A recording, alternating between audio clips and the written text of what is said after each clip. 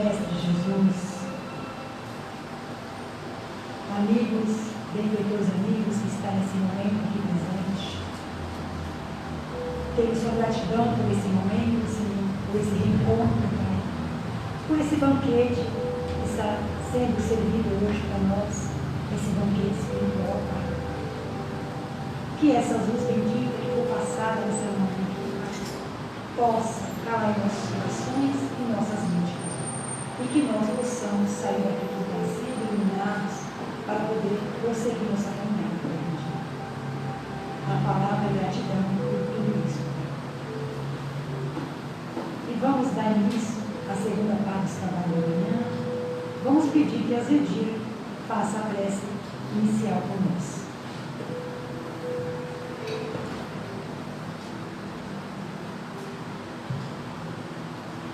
Com os nossos olhos fechados, com as nossas mentes, nossos corações serenos, vamos nesse momento agradecer mais uma vez, Senhor, por estarmos aqui nessa casa do Reino. Vamos agradecer mais uma vez por esse sol maravilhoso que brilha, aumentando os nossos corações, a nossa alma, o nosso espírito, Senhor. Mestre Jesus, que nesta manhã, agradecidos que estamos por estarmos aqui, vamos também pedir as bênçãos para o nosso palestrante desta manhã, que ele possa, Senhor, nos trazer ensinamentos para nossas mentes, para os nossos corações, e que nós possamos estarmos com os nossos olhos abertos, ouvidos abertos, para aprendermos cada vez mais e praticarmos no nosso dia a dia. Mestre Jesus, abençoe a cada um aqui presente, abençoe essa casa de bênçãos, abençoe a todos que estão aqui e que estão ainda a caminho. Fique conosco, Mestre, nos abençoando, nos incluindo hoje e sempre, que assim seja, graças a Deus.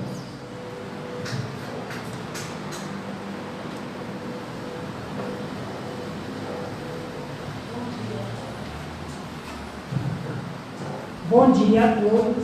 Bom dia. Que a paz do Mestre Jesus esteja em nossos corações. Que esse sol que está brilhando lá fora possa brilhar em nossas mentes nessa manhã. E que seja uma manhã de muita luz e muita aprendizagem. Tem alguém pela primeira vez? Que bom, gente. Seja bem-vindos, né? Que seja a primeira de muitas vezes em nossa casa. E a partir de hoje nós vamos dar a ação eterna. Então vamos falar os dois recadinhos de praxe que sempre falamos em todos os trabalhos. O primeiro recadinho é quem faz o Evangelho lá, todos nós fazemos, né? Então, que todos nós possamos estar fazendo o Evangelho lá. O Evangelho é a luz do Mestre Jesus que nos leva para o nosso lar. Toda semana nós fazemos esse Evangelho lá com a hora marcada, né? E fazemos sozinho ou podemos fazer com nossos parentes, com familiares que estiverem em casa. Mas tem que ser uma vez por semana e uma hora marcada. O Evangelho dura de 30 a 15 minutinhos. Nós abrimos o Evangelho, lemos o Evangelho, fazemos a leitura do Evangelho, fazemos um pequeno comentário, aí fazemos a purificação das águas, as preces, né? Um livro de leitura, as preces e o encerramento. Todos podem estar levando esse Evangelho bendito para casa, implantando nossos lares, porque não é mais que o Mestre Jesus que nos convida para entrar em nossos lares. Tá bom? E outro recadinho é a sustentação da casa. A sustentação da casa é ao domingo às 10 horas e às terça-feiras às 19 horas. Nada mais que o Evangelho também. Fazemos aqui, né, os trabalhadores, o Evangelho, as preces, né? E todos estão convidados para participar e nos ajudar nessa energia maravilhosa e os maiores beneficiados somos nós mesmos. Tá bom? Que todos sejam bem-vindos, que tenham uma manhã de muita luz e muita aprendizagem. Hoje nós temos nosso convidado especial, nosso querido amigo, né? O nosso querido Gisualdo da Costa. Ele hoje trabalha no Centro Caminho, no Centro Espírita, Caminho da Luz, em Merino Matarazzo. É um trabalhador maravilhoso, ele é um amigo muito especial, né, de nossa casa aqui bendita, sempre traz bons ensinamentos para nós. E nós, essa manhã, está sendo, né, privilegiado de receber esse ensinamento. E hoje ele vai falar para nós que é a duração das penas sofridas. Vamos emanar bastante energia para ele, que Ele possa passar bastante ensinamento para nós e que nós saímos daqui iluminados. É com você, gente.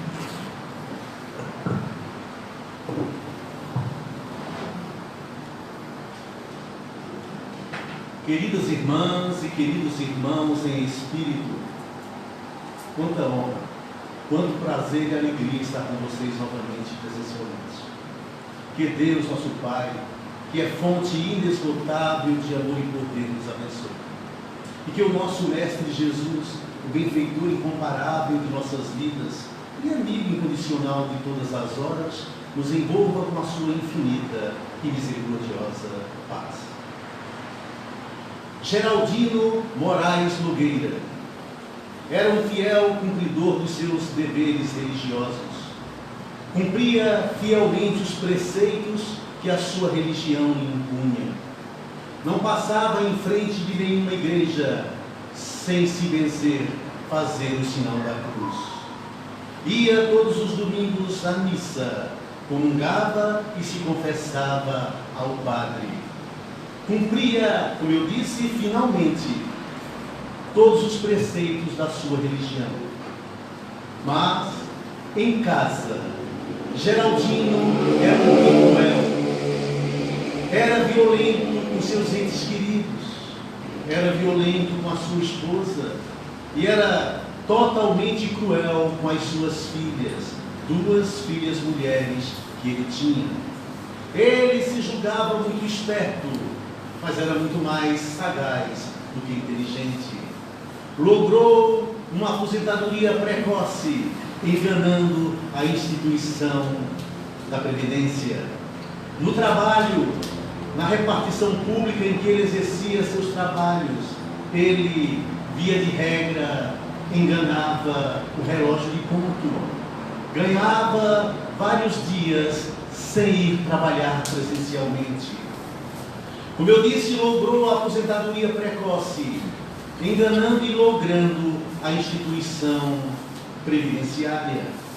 Depois que ele se aposentou, dedicou-se cada vez mais aos alcoólicos, a beber com muito mais frequência e se tornou muito mais rigoroso com seus entes queridos dentro do lar. Mas continuava fiel aos preceitos e aos dogmas que a religião lhe impunha. Todos os sábados, Geraldino pegava uma sacola, pegava o coletivo e ia até o centro da pequena cidade para ficar ali matando as horas, paquerando alguma mulher que lhe desse bola, porquanto era natural ele trair a esposa sempre. No final do dia, ocioso, ele comprava algumas frutas, colocava na sacola e pegava sempre o mesmo coletivo de volta para a sua residência. Como ele tinha a sacola na mão esquerda, segurava no ferro do ônibus com a mão direita. O ônibus passava sempre em frente a uma igreja e ele soltava a mão que o segurava para se benzer em frente à igreja. O condutor do ônibus, o motorista que já o conhecia de longa data, um dia disse-lhe: Geraldino, cuidado, uma hora dessas eu posso pisar no freio, na hora que você solta a mão e você pode se machucar. Ele disse: mas nem que eu morra, mas continuarei fiel aos preceitos da minha religião.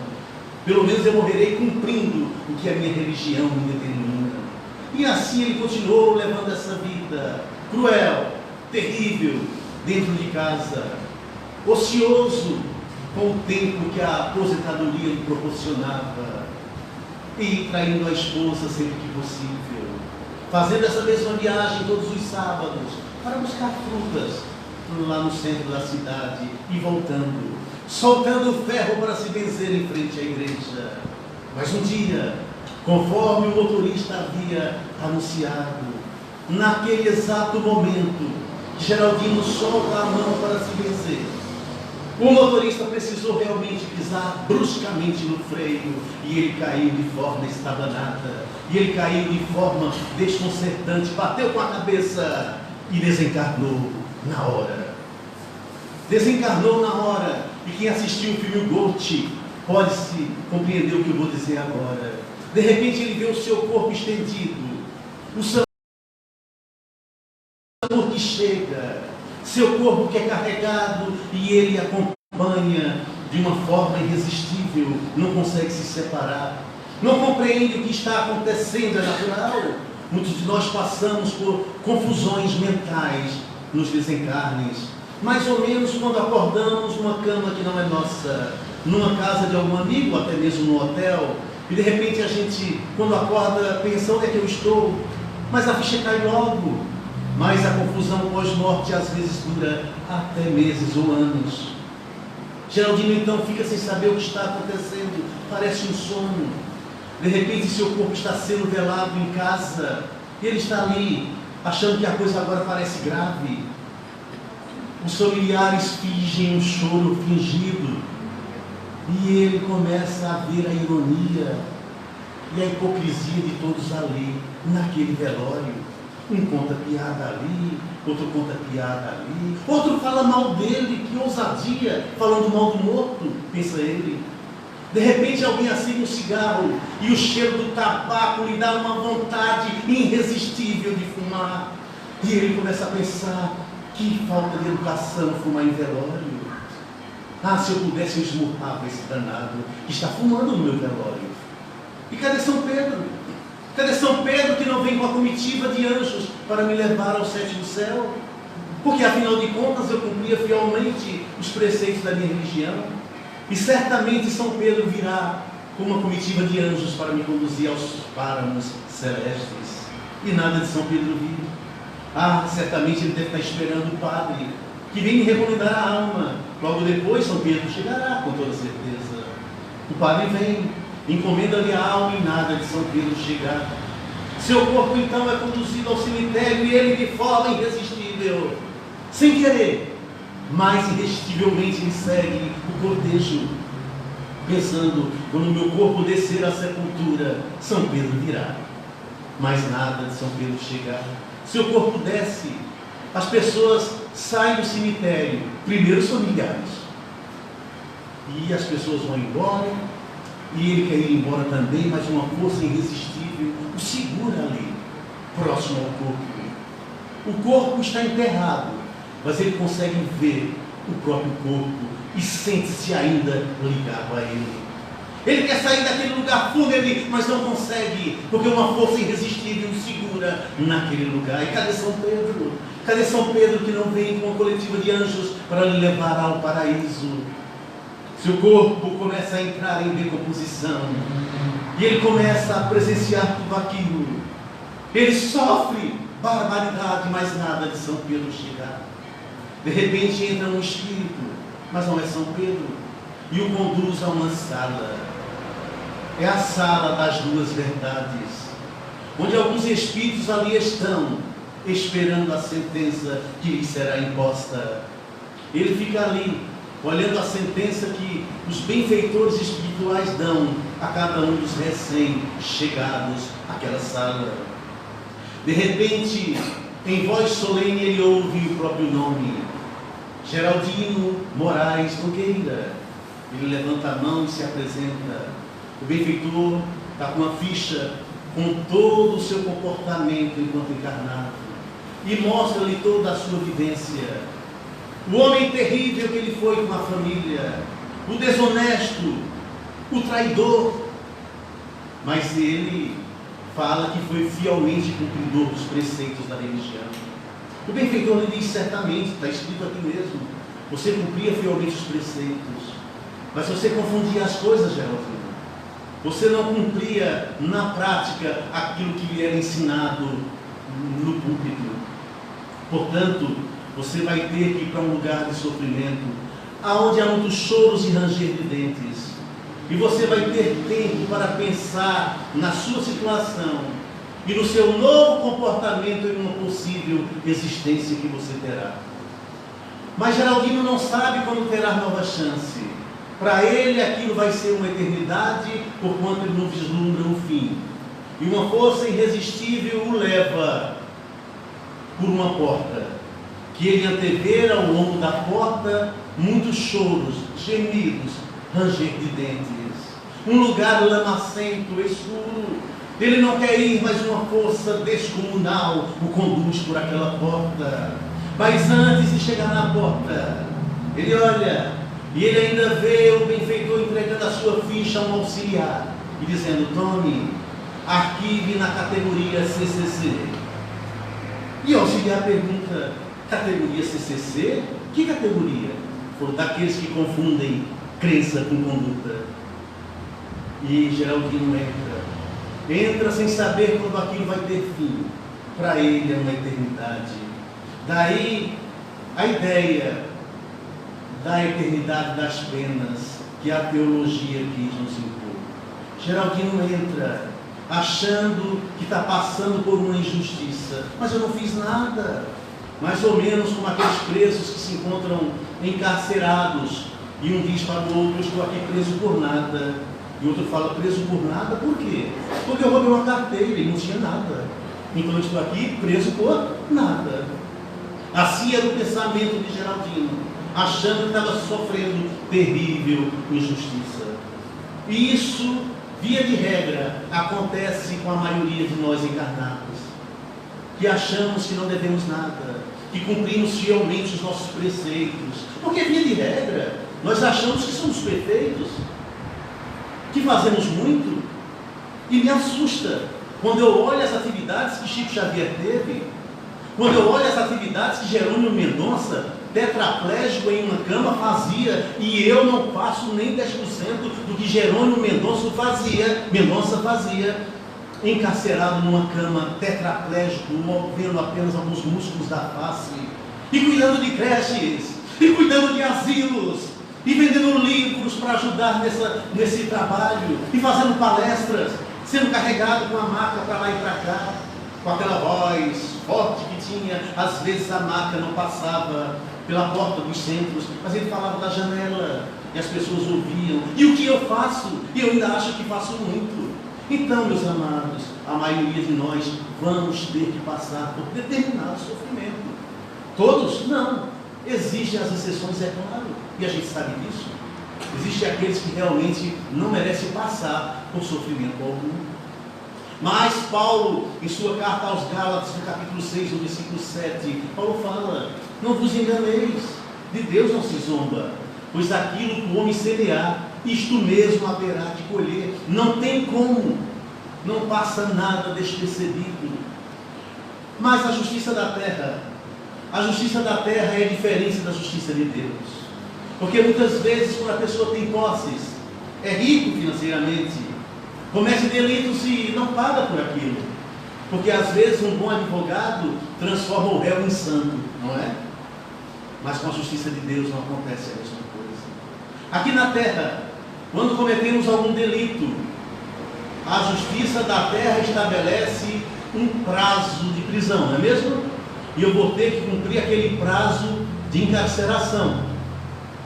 Se eu mudar, se eu me transformar num presídio, me transformar numa pessoa melhor, me arrepender, não adianta.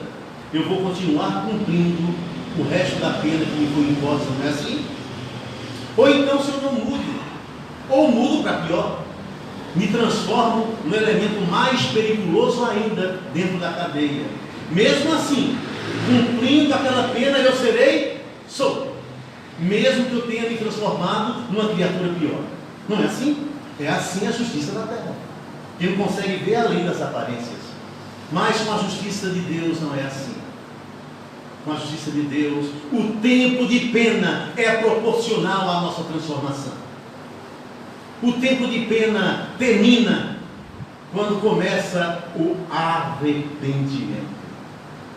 Meus amados, mas eu não estou falando de um arrependimento comum, é do arrependimento espiritual. Eu não estou falando de um arrependimento corriqueiro na nossa vida, que a gente se arrepende de ter seguido determinado caminho, que a gente se arrepende de ter feito aquela faculdade, deveria ter feito outra, que a gente se arrepende de ter entrado naquela empresa, poderia ter entrado. Não é desse arrependimento que eu vos falo. Eu falo de um arrependimento moral, eu falo de um arrependimento espiritual que dói na alma, esse que a gente não consegue esconder em ninguém, porque a espiritualidade sabe quando o arrependimento é sincero. Eu não falo de um arrependimento comum da nossa vida, aquele que se arrepende de ter casado. Não, eu não falo disso. Lembro-me da história daquele homem que nas vésperas de completar bodas de ouro, de prata, a sua esposa chega e o vê triste e pergunta: por que você está triste? Amanhã é nossa boda de prata. 25 anos de casado. Ele disse: eu sei. Lembra-se quando você engravidou, ainda menor de idade, e o seu pai, juiz severo, disse que se eu não me casasse com você, ele me colocaria na cadeia por 25 anos? Ela disse: sei. Pois é, amanhã eu estaria livre. Não é desse arrependimento que eu falo. É de um arrependimento espiritual que traz desconforto e angústia na alma. Eu não sei se vocês sabem, porque é um livro pouco lido até mesmo pelos espíritas, mas no livro O Céu e o Inferno, quando fala das penalidades da vida futura, existe um código penal da vida futura com 33 artigos, e o artigo 16 fala-nos exatamente disso, que o nosso sofrimento pós-morte só acontece quando vem o arrependimento. Mas não é só isso. Vem o arrependimento, a expiação e a reparação. Para você ficar quites com as leis de Deus, você precisa se arrepender, expiar e reparar. Aí você fica quites. Você pode até ser perdoado, mas eles falam lá, o arrependimento o perdão é gratuito. Mas mesmo perdoado não te exima do que você precisa pagar. Então precisa se arrepender, precisa expiar e precisa reparar. Não é assim, me arrependi e pronto. Não dá para enganar a espiritualidade. Eu posso enganar vocês, mas a espiritualidade eu não posso, porque meu pensamento está na quinta dimensão. Por isso que a mediunidade se dá pelos condutos do pensamento. Meu pensamento está lá, o cérebro está aqui, mas o pensamento não está. Então não dá para enganar. Lembram-se daquela mulher que tentou entrar no nosso lar? Que André Luiz achou que estavam sendo muito cruel, que deveriam deixá-la entrar?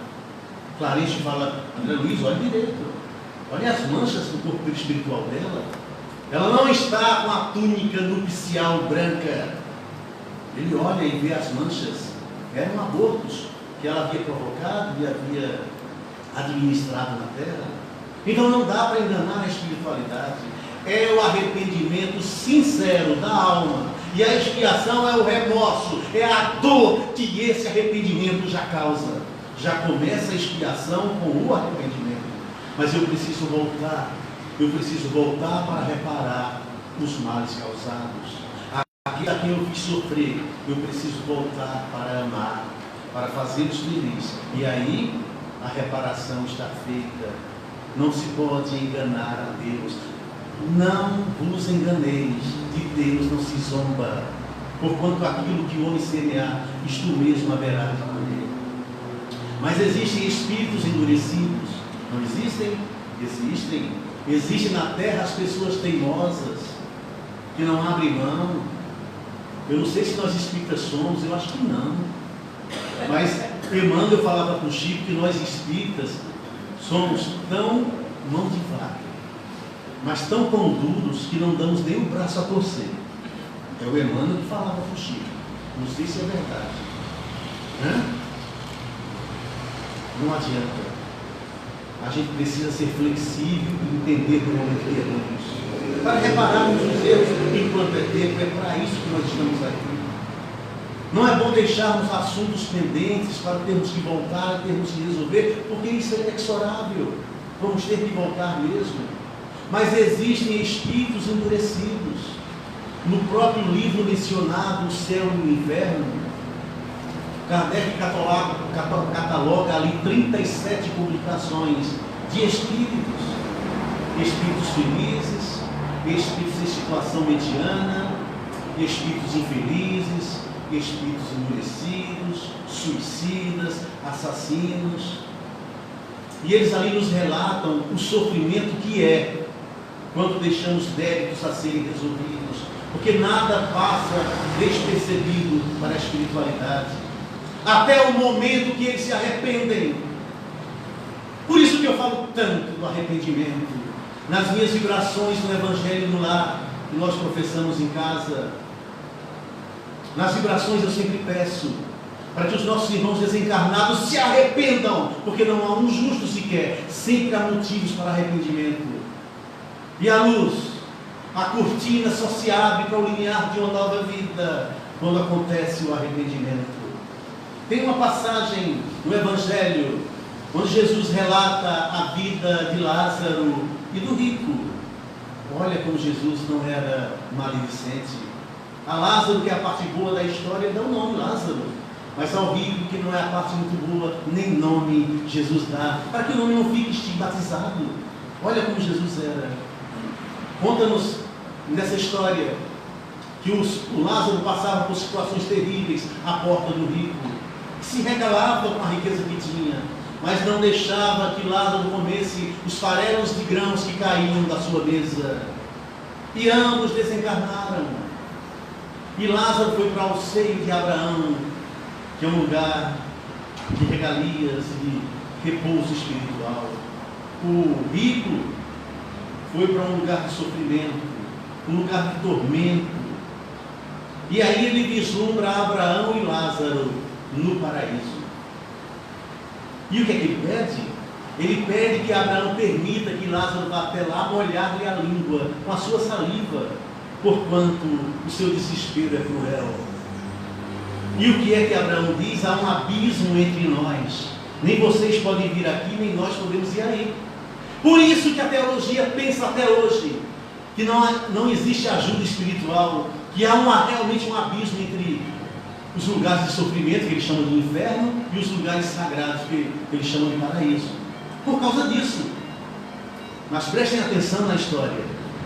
Depois ele pede para que Lázaro vá avisar os 5 irmãos que ainda estão encarnados, para que eles não caiam no mesmo perecimento que ele está passando. E aí Abraão fala, mas ele tem Moisés e os profetas que ouçam. Ah, mas eles não vão ouvir, mas se um dos mortos chegar até lá, eles vão ouvir. Ora, se eles não ouvem Moisés e os profetas, que dirá um morto que aparecer para eles? Não é assim? Agora deixa eu abrir um parênteses aqui para explicar uma coisa dessa história, dessa palavra. Em nenhum momento aquele rico demonstrou arrependimento. Ele só se preocupa com ele, em saciar a sede, em avisar aos irmãos, mas em nenhum momento ele está arrependido. Por isso o abismo. Por isso o abismo. E vai sempre acontecer o abismo enquanto não houver o arrependimento sincero. Meus amados, Jesus adentra na piscina de Siloé. E conta a Bíblia que a piscina, a galeria está repleta de enfermos. Jesus passa entre os enfermos e cura o paralítico da piscina, que estava paralítico há 38 anos. Não é verdade? E por que Jesus não curou todos? Não era o momento certo, não havia arrependimento. Por isso, meus amados, eu peço sempre nas minhas orações, arrependam-se, meus irmãos. Olhem para vocês mesmos. Porque senão nada vai acontecer, se não houver o arrependimento, o sofrimento causado pelo verdadeiro arrependimento, que já é o começo da expiação, e a reparação no tempo certo. Eu peço sempre isso aos meus irmãos desencarnados, porque somos todos devedores e precisamos sempre cair em si. Quem já leu O Nosso Lar, que foi o primeiro livro que eu li, espírita, comprado aqui, nos Laços Eternos. Primeiro centro espírita que eu adentrei na minha vida. O livro é melhor que o filme. Mas quem não viu o sofrimento de André Luiz, mais de 9 anos no mundo espiritual, junto com outros irmãos. Quando é que a André Luiz é ajudado por Clarencio, Lísias e todos os outros? Tobias. Quando? Quando se arrepende. Mas ele passou quase 9 anos sofrendo. E a comitiva de socorro estava ali. E outras pessoas sofriam e gemiam. Mas eles naquele momento só salvaram, só levaram André Luiz. Por quê? Por quê? Vocês já se perguntaram por quê? Por causa do tal arrependimento. Então, meus amados, vamos olhar para nós mesmos. Vamos ver os momentos em que agimos de forma equivocada e vamos compreender, porque senão não conseguimos nos arrepender enquanto não houver compreensão. Por isso que André Luiz levou quase 9 anos para compreender o que havia feito, para se arrepender de verdade. Deixemos de ser endurecidos, sejamos flexíveis.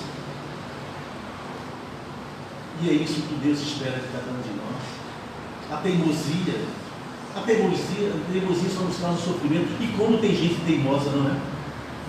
Vamos deixar de ser teimosos aqui para não levarmos isso para a espiritualidade. Meus amados, deixa eu dizer uma coisa para vocês.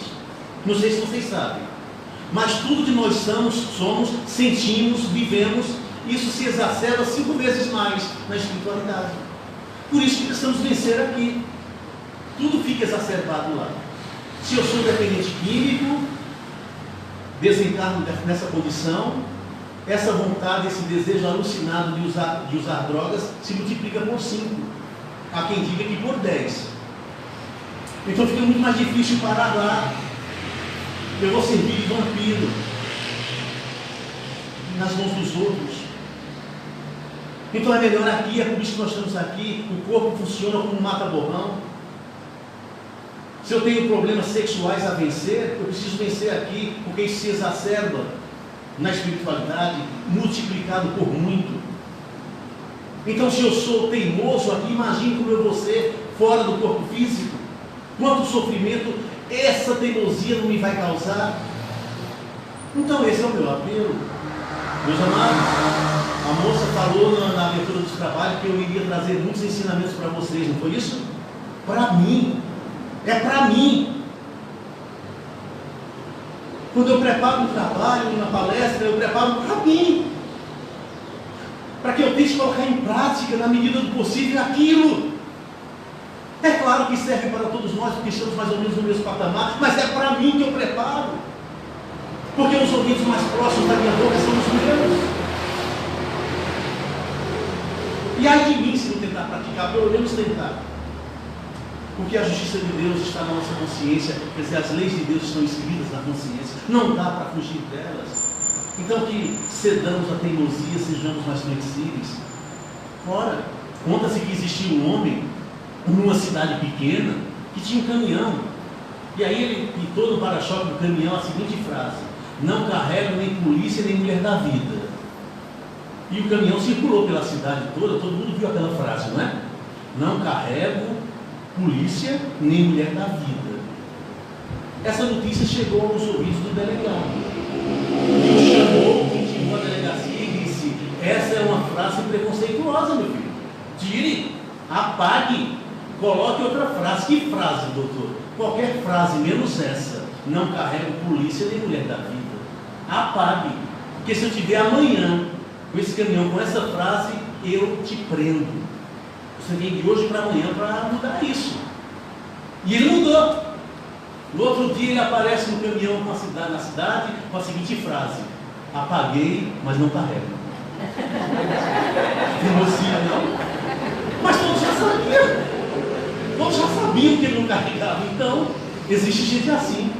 Precisamos ser flexíveis, compreender nossos erros. Por isso que eu falo sempre: estude sua dor. Estude sua dor para que ela não se transforme em revolta. Estamos passando por sofrimento que a pandemia está nos proporcionando. Estamos. Mas o que estamos aprendendo com isso? Meus amados, alguns estão aprendendo, mas são tão poucos. A maioria não está vendo a hora de tudo mudar para voltar à mesma vida de antes, que era exatamente o problema que nos gerou este. Ninguém consegue entender isso. A gente precisa mudar. Mas como eu não consigo mudar o mundo, que eu mude pelo menos a mim mesmo. Que eu tenha pelo menos força para mudar a mim mesmo. Não existe inferno, não existe céu, senão um estado de consciência. Mas os sofrimentos que a teologia fala são verdadeiros. O inferno que a teologia nos ensinou existe. Existe. Não é eterno como se fala, mas existe. Não desejemos passar por isso. Vai estar no meu livro, eu acho que vai estar essa poesia, dentre outras, que eu termino cada capítulo com uma poesia referente ao assunto tratado no capítulo, que eu chamo de revelação. Muito além das aparências, das formas, da consistência, existe um mundo causal. Um mundo mais altaneiro, justo, real, verdadeiro, um mundo espiritual.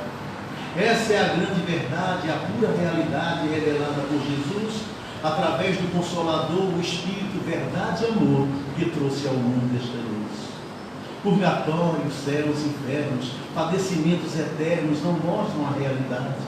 Esses equívocos simplistas, esses dogmas fideístas não condizem com a verdade. Como Jesus prometeu, a verdade apareceu com lógica e pragmatismo. E tudo está esclarecido pelo Consolador prometido, o próprio Espiritismo. Kardec codificou essa doutrina de amor e de verdade, onde Jesus revelou que pela senda do amor se chega à felicidade. É pela senda do amor. E o amor começa em nós mesmos, através do auto-amor, através da autoestima. Mas ele não pode ficar parado em mim, porque amor próprio em demasia vira um orgulho. E ele precisa começar em algum ponto do universo que comece em mim, mas ele não pode ficar detido.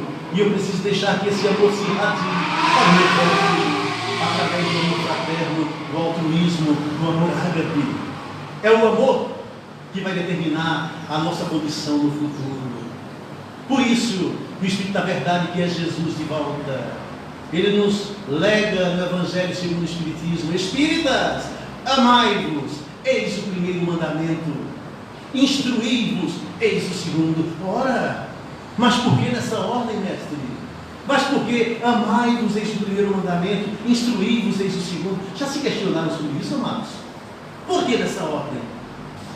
Porque a instrução já galopa na frente do amor. Porque há muito, a tecnologia avança, e o homem viaja para fora da terra, e dá vários passos, corre para fora de si mesmo, mas não deu um passo ainda para dentro dele próprio. Porque o amor está deixando muito a desejar. Por isso que Divaldo Franco nos recomenda: cabe aos espíritas amar. Se você não me ama, o problema é seu. Mas se eu não te amo, o problema é meu, diz Divaldo Franco. Então a gente precisa amar, desenvolver mais as asas do amor, porque as asas do intelectualismo, da inteligência, já galopa na frente. Já galopa. Então a gente precisa desenvolver a asa do amor.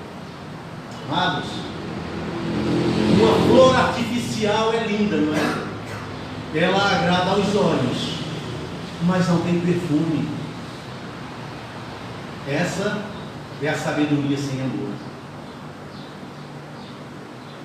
Mas o amor sem sabedoria é igual a um fruto silvestre. Não é bonito, mas sacia a fome.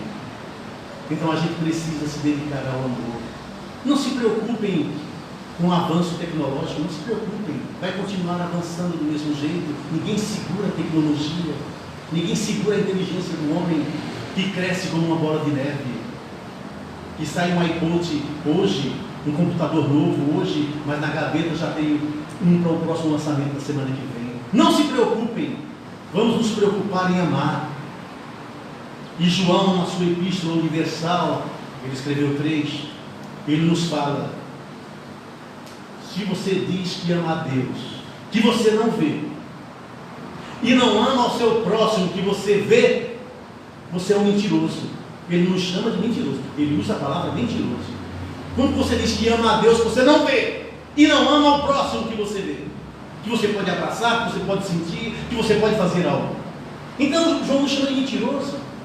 Meus amados, Deus se revela na terra através de nós mesmos. Nós somos instrumentos de Deus. Esta casa é um instrumento de Deus. Os trabalhadores são instrumentos de Deus. O samaritano da estrada foi instrumento de Deus para ajudar o caído. Deus é imaterial. Deus não consegue se materializar em lugar nenhum, mas Ele usa o homem para que seja desenvolvido o trabalho. Por isso está escrito simbolicamente que Deus descansou no 7º dia. Fez o homem no 6º e descansou, porque somos co-criadores juntos com Deus. Cabe a nós mesmos fazermos a obra. Ó Senhor, fazer de mim um instrumento da tua paz, do teu amor, da tua caridade, que eu faça.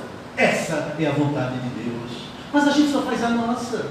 E eu encontro a vontade de Deus presente em quase toda a Bíblia, principalmente no Pai Nosso. Seja feita a sua vontade.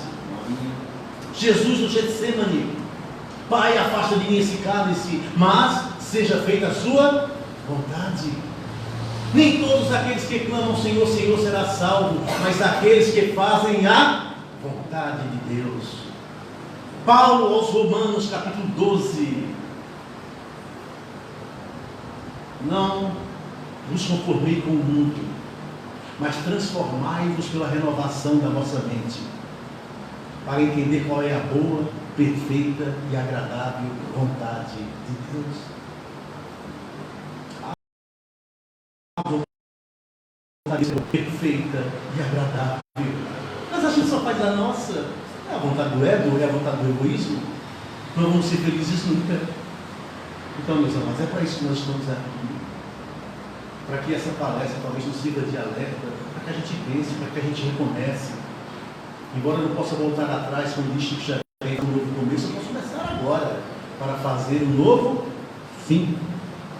Meus amados, eu quero encerrar esta fala com uma frase de André Luiz, que nos serve de alerta, que ele deixou escrita no livro Nosso Lar. Irmãos da terra, quantas lágrimas podereis evitar com o cultivo dos campos internos do coração?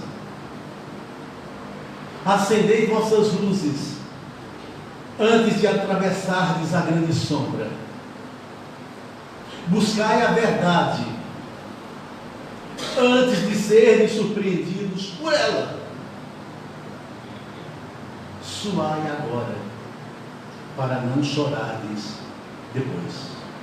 Eu quero agradecer a Deus de amor e bondade por estarmos aprendendo a cada oportunidade. Também ao Mestre Jesus por esse encontro que foi todo embargo de luz. E que Deus nos abençoe. E abençoe vocês por isso, por esses momentos bons. Que a paz e o amor do Cristo fique em nossos corações, para que feliz sejamos nesta vida de labor e que em nós desenvolvamos a inteligência e o amor. E que essas duas asas, da inteligência e do amor, nos façam seres felizes de encontro ao Criador. Obrigado pela atenção e todos os votos meus é que até o próximo encontro fiquem todos na paz de Deus. Muito obrigado.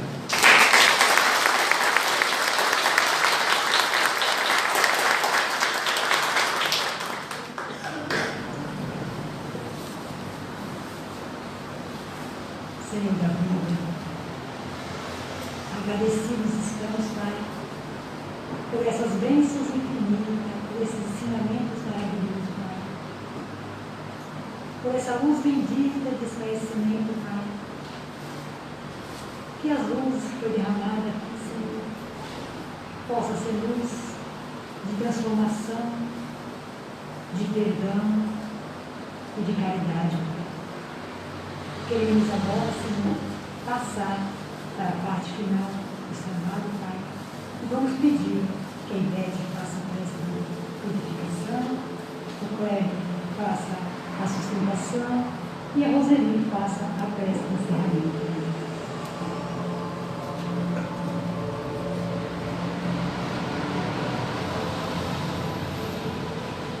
Envolvidos, Pai amado, essas energias abençoadas, por ouvirmos a Tua palavra, os ensinamentos cristãos, através do nosso amigo, sentimos a paz que nos envolve, que nos dá força e coragem, e bom ânimo, para refletir sobre nós mesmos e sairmos daqui com a certeza de que podemos melhorar. E assim pedimos que somos. Pedimos à equipe espiritual aqui presente que possa fluidificar todas as águas deste ambiente, todas as águas sobre o balcão, as águas com os frequentadores, e todas elas contenham energias positivas, energias de amor, energias que possam equilibrar o nosso corpo físico e espiritual, o bálsamo, que pode curar de acordo com o nosso merecimento. que essas moléculas possam ser potencializadas com a tua bondade, Senhor, através desses mensageiros amados, que as nossas almas sejam abençoadas e que possamos delas nos utilizar, nos melhorando ainda mais. Obrigado, meus queridos. Fiquem conosco, hoje e sempre.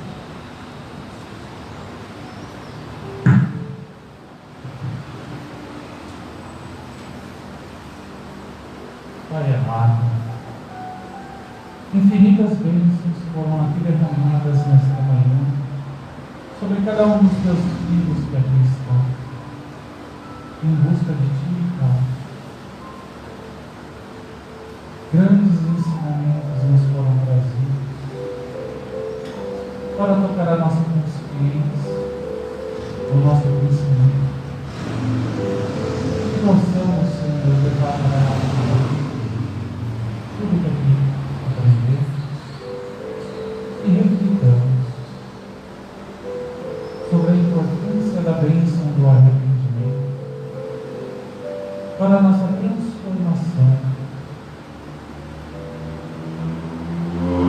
E temos aqui que agradecer por todo o amor que nos foi distribuído. E nesse momento, Pai, desejamos servir, auxiliando os nossos irmãos e irmãs que hoje necessitam mais do que nós,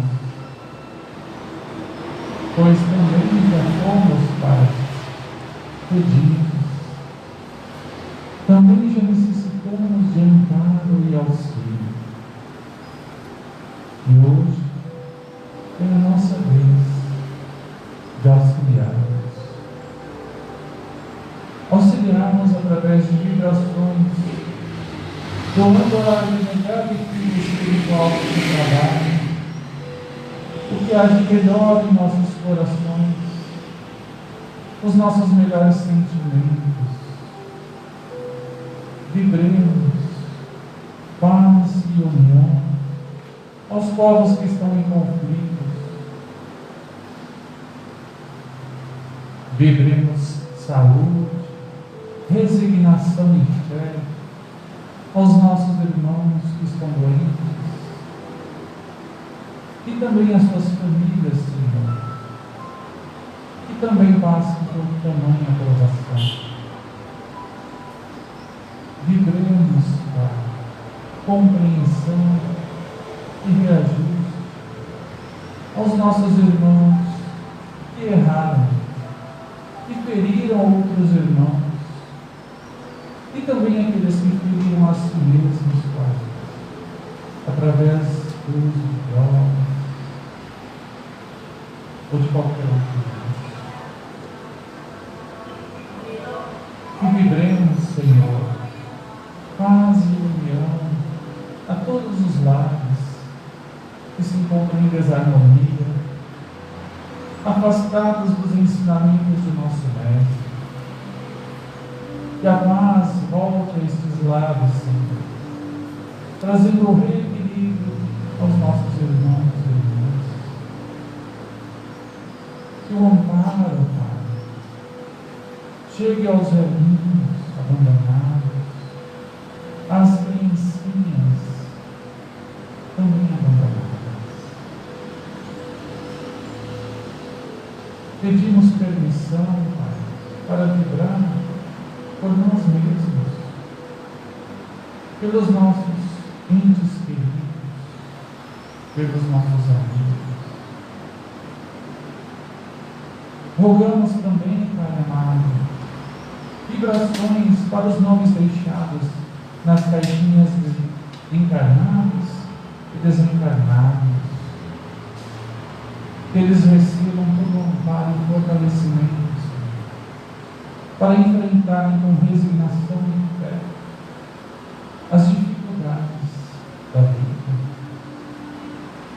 e que as transformem em oportunidades de crescimento, de evolução, dando paciência acima a mão em direção a Ti.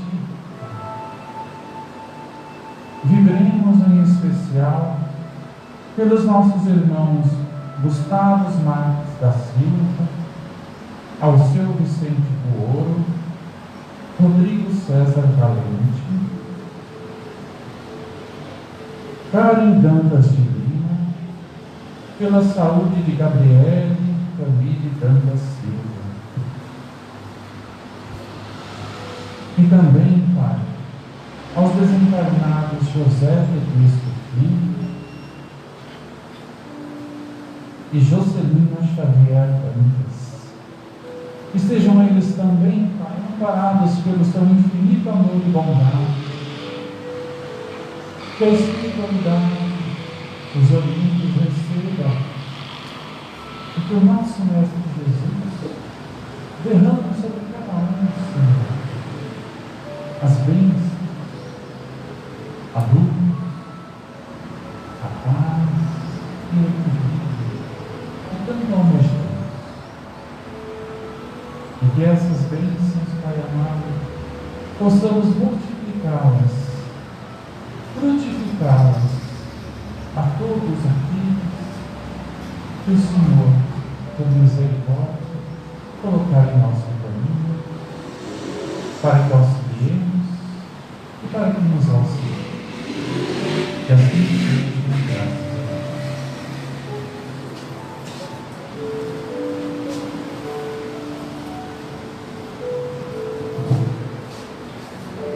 Dá em casa de mais uma vez agradecemos por estarmos aqui reunidos em nome do seu Filho, o amado Mestre Jesus.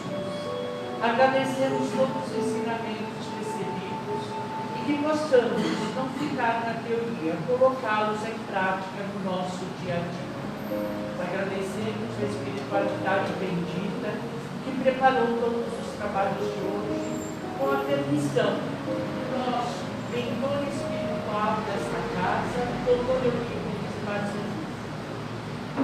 E assim, Pai, pedimos que possamos estar aqui na próxima semana e voltemos ao nosso lar, felizes e com o amor de Jesus no nosso coração, hoje e por todos sempre.